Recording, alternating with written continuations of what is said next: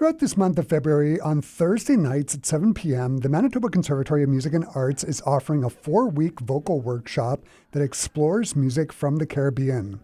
This course will cover various repertoire from reggae to calypso to music from the more modern eras.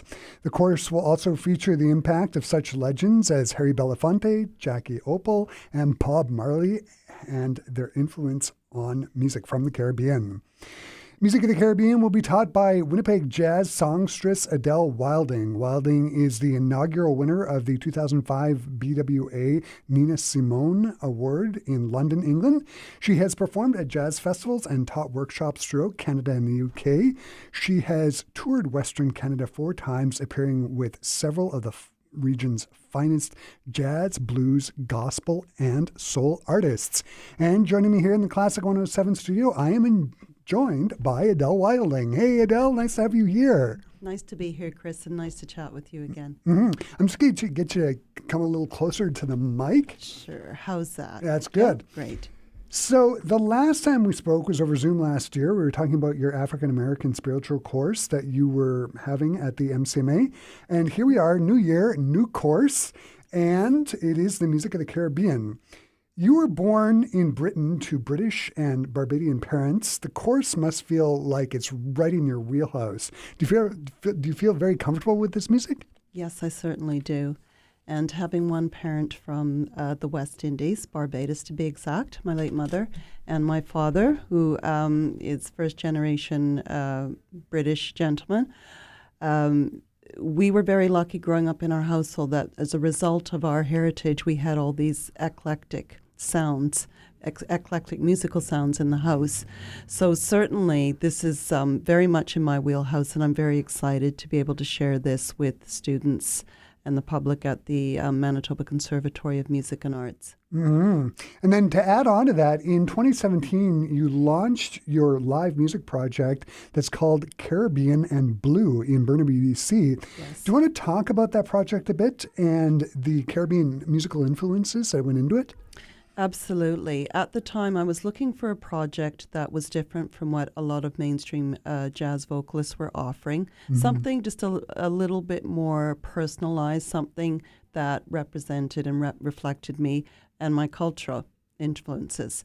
So one day, just brainstorming, I decided I wanted to offer a project that incorporated grooves from the Caribbean genre, as well as honoring the color blue, which has been a lifelong favorite color of mine.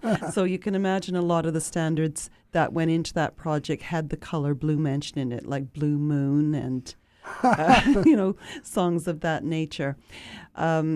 I decided to focus on calypso soca, which is a subgenre of calypso, as well as reggae.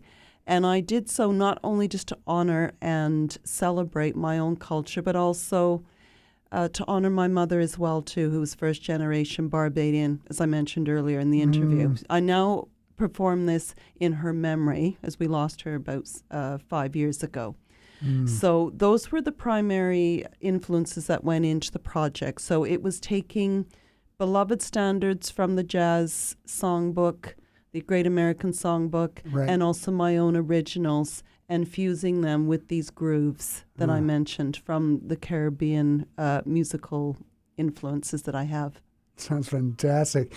When I was prepping for the interview, I was doing some reading about Caribbean music. Yes. And from what I understand, it's a sort of a melting pot of different influences. You've got African influences, European, Arab, and indigenous influences. It seems it's sort of very much a product of colonization and the colonization of the islands of the region. Am I right about that? And can you talk to that a little bit? Yes, that is absolutely correct. The history of the Caribbean is steeped in colonization.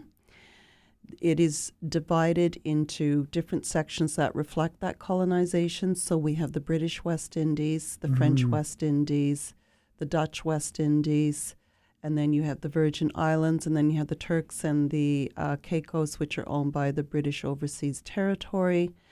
And you had influences from Spanish colonization as well, too. And the colonial settlers from each of those European groups obviously left their mark, so to speak, on that region.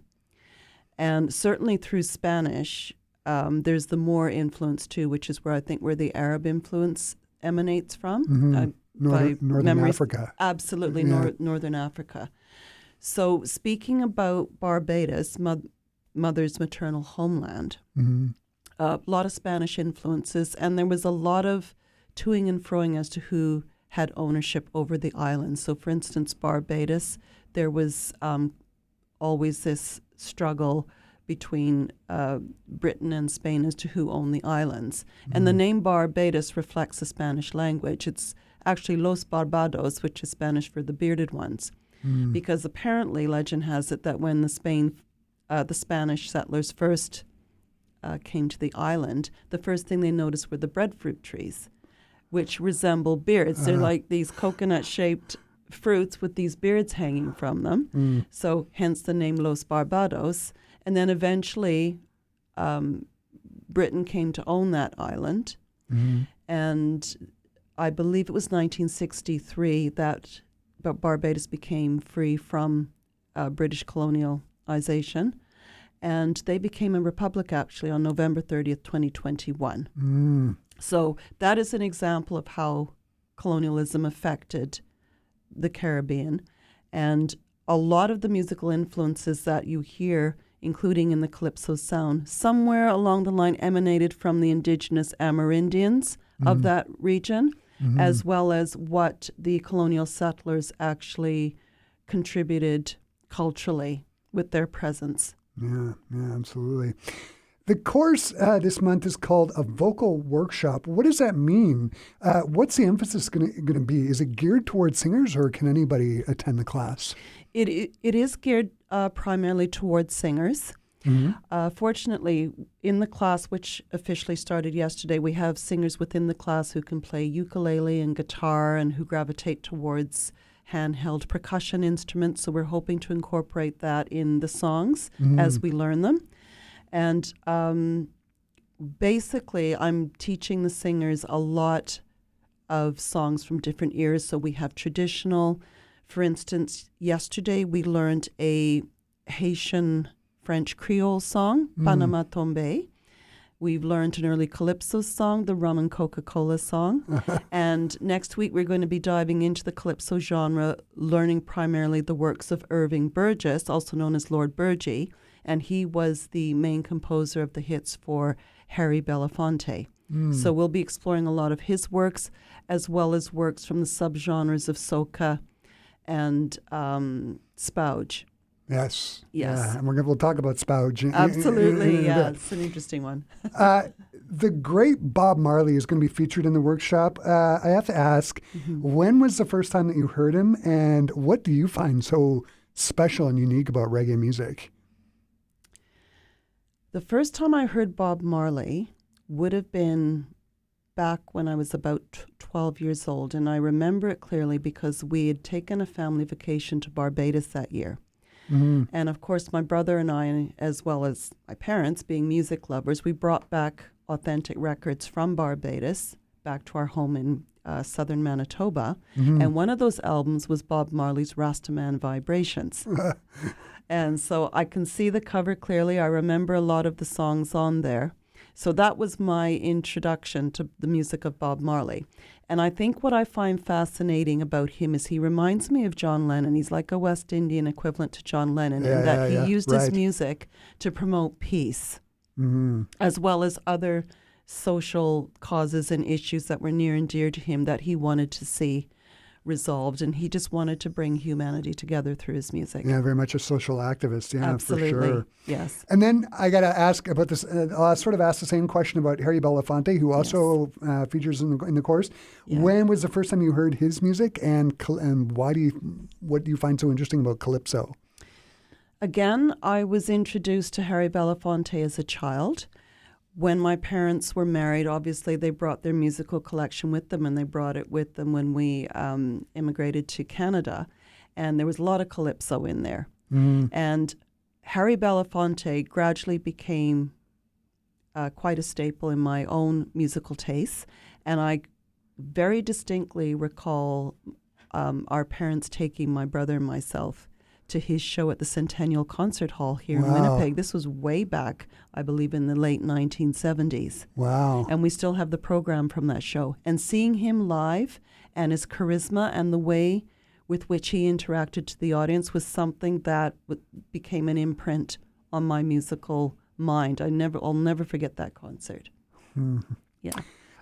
Can you talk about Jackie Opel? I had to look him up. Who is he? Can you talk about him? He's from Barbados, right? That's right. Jackie Opel was a Barbadian musician.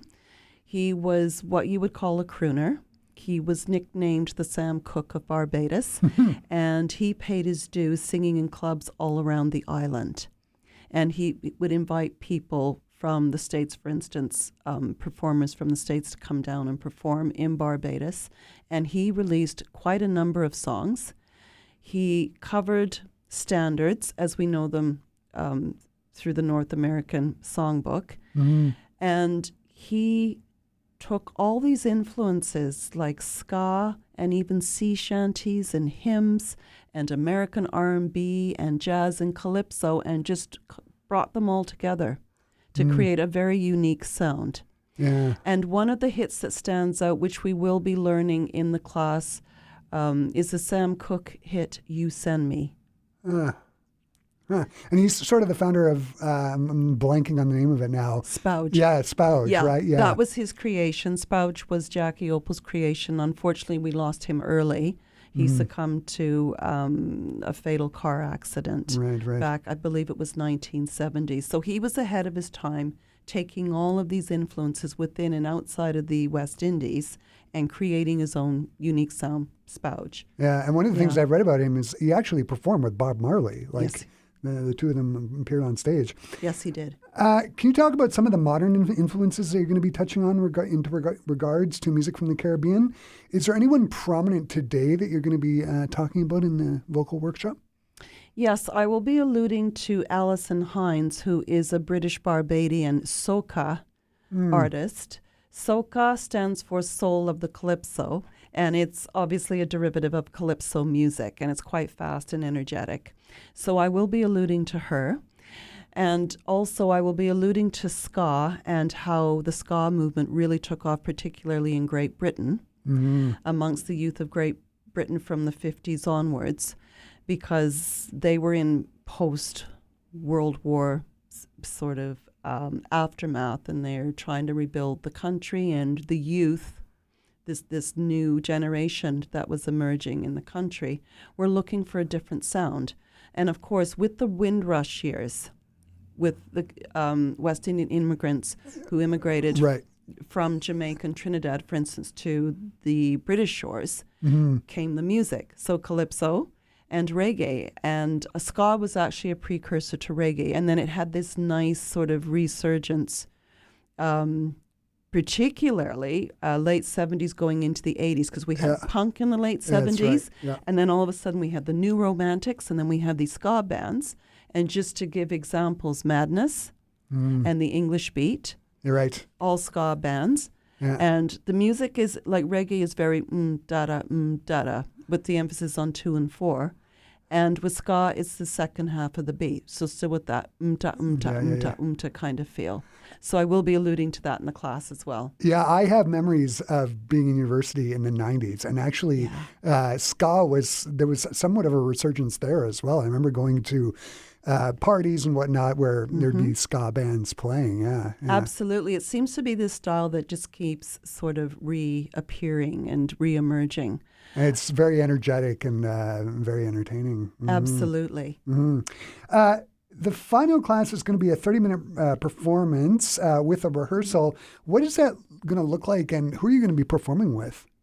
So basically, I will be performing with all of the participants. They will be leading it.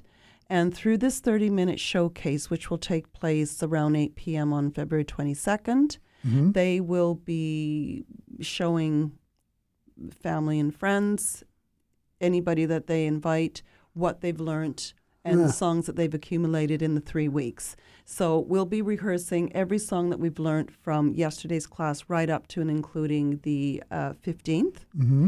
And we will be presenting that as a way of assessing what they've learned and to share all the various styles and the ears of those styles to our audience.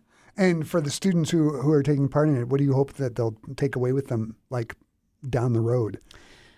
I know some of them have shared their experiences with the West Indies, trips that they've made in the past, and I'm hoping that now this will add another dimension to their experience of that part of the world, and they'll be able to share those songs with groups they're in. Some of them are in ukulele groups, some sing for fun, some attend open mics, and I'm hoping somehow they'll be able to share their newly acquired knowledge with the greater public. Yeah, fantastic. Adèle, the vocal workshop sounds like it's going to be just great. Thanks so much for taking the time and stopping by and talking to me today. Yes, it's been a pleasure. Thank you, Chris, for your time. Thank you. For our Classic 107 listeners, you can find out more details about Adèle Wilding's Music of the Caribbean Vocal Workshop that runs every Thursday this month at 7 p.m. by going to classic107.com. Adèle, thanks again. Thank you.